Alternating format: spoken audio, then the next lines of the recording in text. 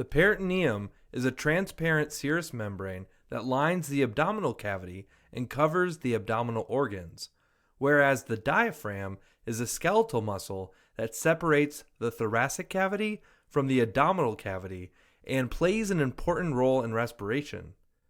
Understanding the anatomy of these structures allows us to better understand the unique clinical conditions that affect them. Let's start off by reviewing the innervation of visceral and somatic pain in the abdomen. The peritoneum is made up of two continuous layers, the visceral peritoneum and the parietal peritoneum. The inner visceral layer mainly covers the abdominal organs and has a visceral nerve supply, where the outer parietal layer mainly covers the internal surface of the abdominopelvic walls and has a somatic nerve supply. Furthermore, both the visceral and somatic nerve supply of the peritoneum sense pain during different clinical conditions. However, the way in which they sense pain is different. The visceral peritoneum is innervated by the autonomic nervous system. When the visceral peritoneum is irritated, pain sensation is detected by visceral afferent fibers, which travel with the autonomic nerves, mainly sympathetic nerve fibers, back to the spinal cord.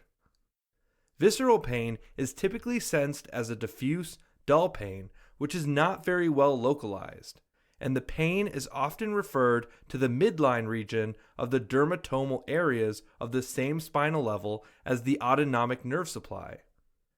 Typically, pain sensed by the foregut visceral peritoneum is referred to the epigastric region. Midgut visceral pain is referred to the umbilical region, and hindgut visceral pain is referred to the hypogastric region. Patients who experience visceral pain may also present with nausea, vomiting, or sweating due to activation of the autonomic nervous system.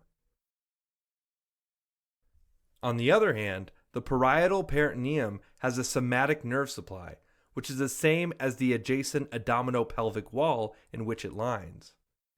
When the parietal peritoneum is irritated, pain sensation travels back with these somatic nerves to the spinal cord. Somatic pain is typically sensed as a sharp, localized pain specific to the spinal level innervating that irritated area. To illustrate these types of pain, let's use appendicitis as an example, where appendicitis refers to inflammation of the appendix and can cause both visceral and somatic pain. Visceral pain occurs due to irritation of the visceral peritoneum of the appendix and surrounding areas, which travel with sympathetic fibers back to the level of T10. As a result, there may be vague pain in the right lower quadrant where the appendix is, as well as anywhere along the T10 dermatome level, frequently being felt around the umbilicus. As the appendix becomes more and more inflamed, it can also irritate the parietal peritoneum, causing somatic pain, specifically a sharp localized pain to the right lower quadrant over the appendix to an area classically known as McBurney point.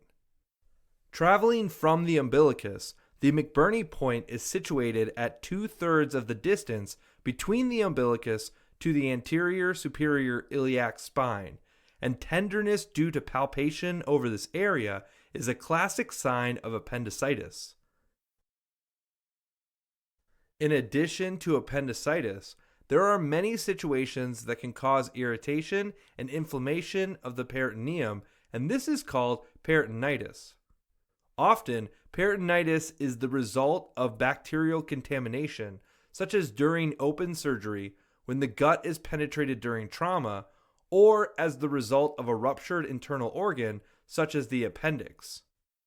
This exposes the peritoneum to gas and fecal matter, which is usually contained within the gastrointestinal tract, and allows bacteria to enter the otherwise sterile peritoneal cavity, leading to infection and subsequent inflammation of the peritoneum. Peritonitis causes intense pain in the abdomen and results in increased tone of the anterolateral abdominal muscles, which is a mechanism that aims to protect the contents of the abdominal cavity. Therefore, on examination, the abdomen is extremely tender to palpation, resulting in patient discomfort and voluntary guarding. Other signs include abdominal wall rigidity, which is due to involuntary increased muscle tone, as we just mentioned, as well as another clinical sign called rebound tenderness. Rebound tenderness is when you slowly perform deep palpation on the abdomen and then quickly remove your hand, which elicits a stabbing pain over the area of palpation, resulting in a rebound tenderness indicating peritonitis. Symptoms of peritonitis include severe abdominal pain, nausea, vomiting, fever, and constipation. Now, if the peritoneum is damaged or infected because of trauma, surgery, or peritonitis, fibrin starts to deposit on the inflamed peritoneal surface, which results in fibrous tissue formation during healing. This fibrous tissue, often referred to as scar tissue, can lead to the formation of adhesions, which are abnormal fibrous attachments between the visceral peritoneum of nearby organs or between the visceral peritoneum of an organ and the parietal peritoneum of the nearby abdominal wall. Abdominal adhesions are often the result of an abdominal operation, such as an appendectomy, and adhesion formation can limit the normal movements of abdominal viscera. Adhesions can cause chronic pain or complications, such as an intestinal obstruction, as the intestine can become tethered or twisted around an adhesion and can also result in a potential volvulus. This is one reason why less invasive surgical techniques, such as laparoscopy, are preferred to open surgery when possible. Before we move on, we can't discuss the peritoneum without mentioning how one of its really cool features is that it can be used for peritoneal dialysis.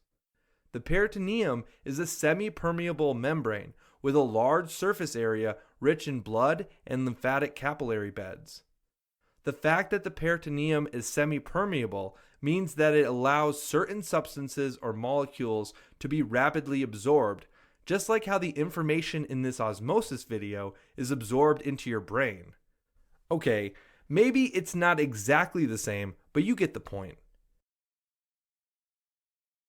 Now, in individuals with end-stage renal disease, waste products like urea accumulate in the individual's blood and tissues because they cannot be excreted, causing signs and symptoms like nausea, vomiting, pruritus, mental status changes, or even pulmonary edema. If the individual is unable to overcome the renal dysfunction, dialysis may be needed. There are two main types of dialysis: peritoneal dialysis, which takes advantage of the semi-permeable peritoneal membrane, and hemodialysis, where waste products are removed from the blood. Peritoneal dialysis involves inserting a large indwelling catheter in the peritoneal space, where a dilute sterile solution is introduced in the peritoneum through the catheter, which creates a concentration gradient between the blood and the fluid in the peritoneal cavity. This concentration gradient pulls waste and excess fluid from the blood and into the peritoneal cavity, where the fluid is then removed through the indwelling catheter. This procedure relies on the peritoneum's large surface area and semi-permeable membrane to eliminate waste. Quick quiz before we move on to the next section. What is the difference between visceral and somatic abdominal pain?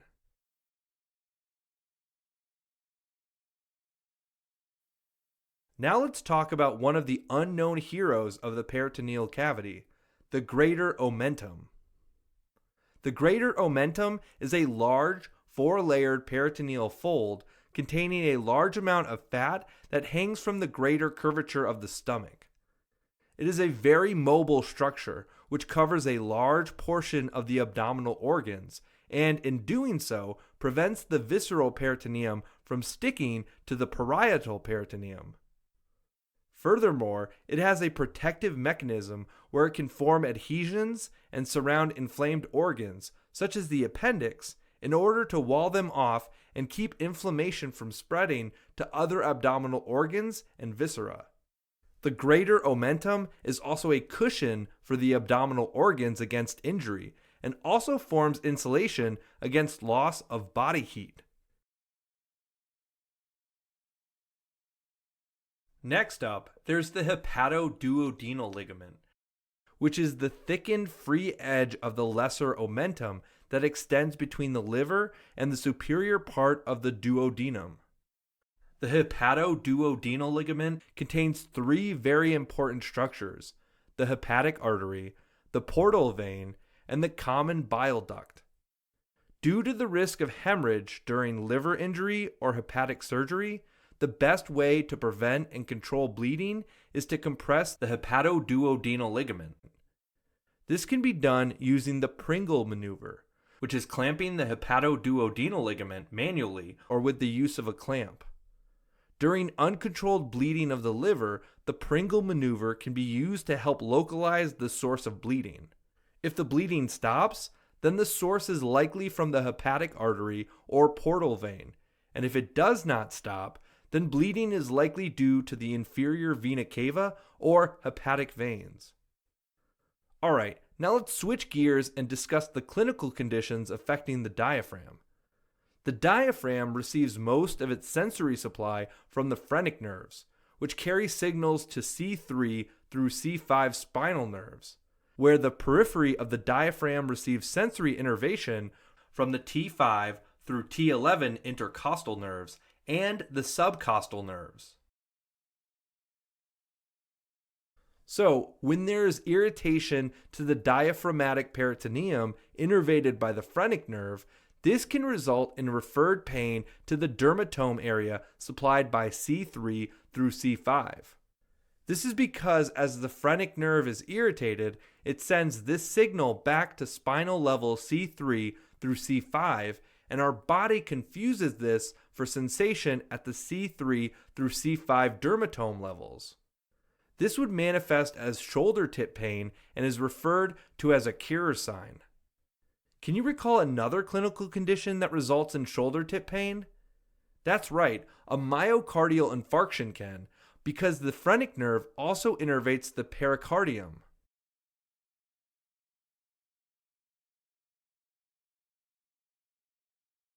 Going back to the diaphragm, irritation of the peripheral portions of the diaphragm will lead to more localized pain over the costal margin and anterolateral abdominal wall, as these areas receive sensation from the T5 through T12 spinal levels. Irritation of the diaphragm can be the result of numerous clinical conditions such as peritonitis, which we already talked about, or other things such as splenic rupture or a hemoperitoneum. Next up, let's talk about something called a pneumoperitoneum, which is when there is free air located in the peritoneal cavity. Free air is often recognized on clinical imaging, such as during X-ray or CT scan. One of the classic signs is on X-ray, where free air is seen underneath the diaphragm on an upright abdominal or chest radiograph, as seen here. A pneumoperitoneum is caused by any condition where air can leak into the peritoneal cavity. For example, any perforation along the gastrointestinal tract, such as a perforated ulcer or perforated diverticulum. Other causes include trauma, tumors, or even iatrogenic causes such as injury during endoscopy. Remember our earlier talk about diaphragmatic irritation and shoulder tip pain? Well, free air under the diaphragm can also result in shoulder tip pain. Pneumoperitoneum is a sign of a life-threatening intra-abdominal condition and needs urgent surgical management. If you need a quick break, feel free to pause this video and see if you can recall what Kier's sign is.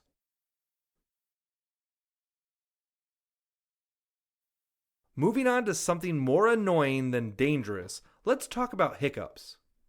Hiccups are involuntary and spasmodic contractions of the diaphragm that cause sudden inhalations of air being pushed against the closed larynx, creating a variety of funny sounding noises from person to person.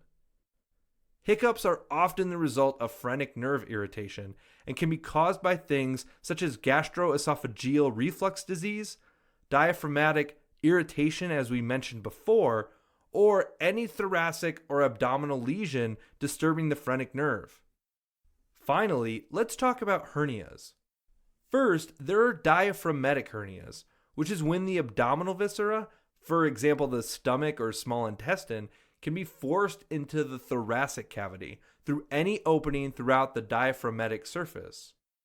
This can be due to congenital defects of the pleuroperitoneal membrane, or be the result of a blunt trauma to the abdomen, which causes a sudden increase in intra-abdominal or intrathoracic pressure, resulting in a defect of the diaphragm throughout its surface or at its attachment points. This increase in pressure leads to diaphragmatic rupture and herniation of contents through it. Now, diaphragmatic rupture occurs most often on the left hemidiaphragm, as the right hemidiaphragm is protected by the large mass of the liver. Second, there are hiatal hernias, which are a type of diaphragmatic hernia but occur when the upper part of the stomach pushes through the esophageal hiatus and extends up into the thoracic cavity. There are two types of hiatal hernias, a sliding hernia and a paraesophageal hernia. A sliding hernia is more common and is when the proximal stomach pushes into the thoracic cavity or slides into the thoracic cavity. This is due to laxity of the phrenoesophageal membrane, which is a membrane that circumferentially attaches the distal esophagus to the diaphragm at the gastroesophageal junction. Sliding hernias predispose individuals to reflux symptoms as gastric contents and acid can reflux proximally into the esophagus, leading to symptoms such as heartburn, indigestion, and epigastric or chest pain. The second type of hiatal hernia is a paraesophageal hernia, which is when the fundus of the stomach bulges into the thoracic cavity adjacent to the esophagus due to a hole or defect in the phrenoesophageal membrane. Large enough defects can even result in the additional herniation of the gastroesophageal junction, as well as other structures such as the spleen and bowel. Paraesophageal hernias are less common than hiatal hernias, but have a higher risk of complications such as gastric obstruction, ulcerations, and even respiratory symptoms. Alright, as a quick recap, the visceral peritoneum senses visceral pain, which is diffuse and non-localized and often results in referred pain, while the parietal peritoneum senses somatic pain, which is more sharp and well localized. During acute appendicitis, dull pain around the umbilicus is an example of visceral referred pain, where pain over the McBurney point is an example of somatic pain.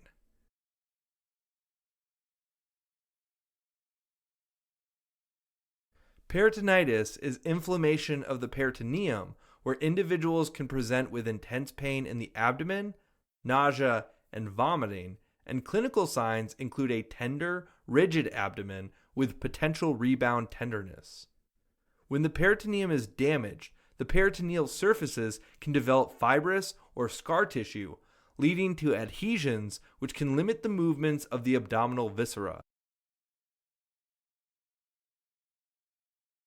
A Pringle maneuver is when the hepatoduodenal ligament, which contains the hepatic artery, the portal vein, and the common bile duct, is compressed during hepatic surgery. The peritoneum can be used to remove toxic waste products in individuals with end-stage renal disease. This is called peritoneal dialysis and is a temporary solution for individuals needing dialysis. Any intra-abdominal or intrathoracic process which causes irritation of the phrenic nerve of the diaphragm can result in referred shoulder tip pain, referred to as Keir sign. Diaphragmatic irritation can also result in irritating hiccups. A pneumoperitoneum occurs when free air accumulates in the abdominal cavity and can be caused by things such as gastrointestinal tract perforation, trauma, or tumors, and is classically seen as free air under the diaphragm on X-ray. Diaphragmatic hernias can result from congenital defects or are acquired when an individual suffers blunt trauma to the abdomen, typically affecting the left side of the diaphragm. Finally, hiatal hernias are when the abdominal cavity contents herniate into the thoracic cavity through the esophageal hiatus. Sliding hiatal hernias are more common and occur when the proximal stomach pushes into the thoracic cavity due to a weakened phrenoesophageal membrane, where paraesophageal hernias are typically when the fundus of the stomach bulges into the thoracic cavity due to a hole or defect in the phrenoesophageal membrane.